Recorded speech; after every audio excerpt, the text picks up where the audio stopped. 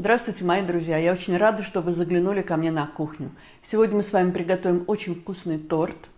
Он будет без муки, без глютена, подходит для еврейского праздника Песах. Готовится проще простого, духовка нам не понадобится. А если вы впервые у меня в гостях, оставайтесь, вы сможете сами убедиться, что готовится этот торт очень просто. Прежде всего нам нужно приготовить крем. В сотейник с толстым дном выкладываем 120 граммов сахара, 20 граммов ванильного сахара, 40 грамм крахмала, у меня картофельный. Все перемешиваем, чтобы не было комочков, и добавляем 2 яйца. Вот такая масса у нас получилась. И теперь мы добавляем 600 грамм сметаны. У меня 15% сметана. Все размешиваем, ставим на средний огонь и все время перемешивая.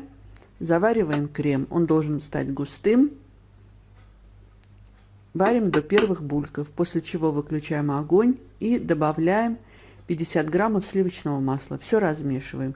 Крем я переливаю в плоское блюдо, чтобы он быстрее остыл. Пока он горячий, он жидкий. Когда он остынет, он станет более густым. Накрываем пищевой пленкой в контакт, чтобы не заветрился у нас верх нашего крема. Теперь готовим наше тесто сухое. 360 граммов миндальной муки, 50 граммов сахара, щепотка соли. Все перемешиваем. И вот в эту сухую смесь натираем 150 грамм хорошо охлажденное сливочное масло. Пошаговый рецепт и в граммах и в стаканах вы сможете прочитать в описании под видео. Руками все перетираем в крошку. Вот такая влажная крошка у нас получилась. Перекладываем крошку на сковородку и на среднем огне жарим, не отходя, минут 20 до золотистого цвета. Разбиваем комочки. Посмотрите, как меняется цвет нашей крошки. Вот такая у нас получилась золотистая крошка. Пересыпаем ее в мисочку и даем остыть.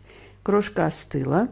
От общего количества откладываем 3 столовые ложки крошки для украшения верха нашего торта, а оставшуюся крошку делим на 4 части.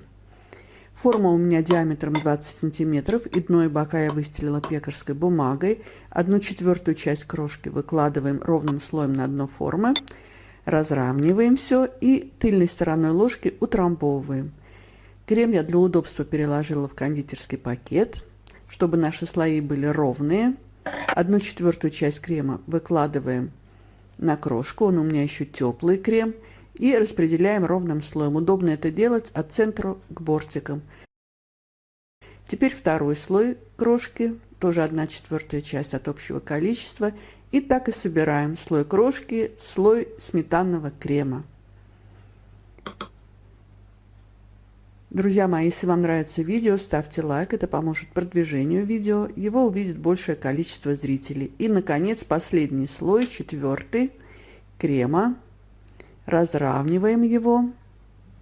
Видите, удобно это делать от центра к бортикам. И отложенной крошкой украшаем верх нашего торта. Стараемся это делать равномерно, чтобы у нас красиво смотрелся наш торт. Накрываем сверху торт пищевой пленкой и отправляем в холодильник на несколько часов, а лучше на ночь, чтобы наш торт стал стабильным, крем стал густым.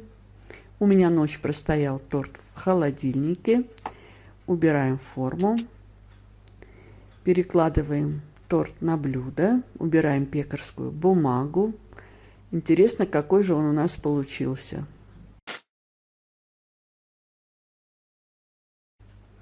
Посмотрите, посмотрите, какой красивый торт. Очень похож на Наполеон.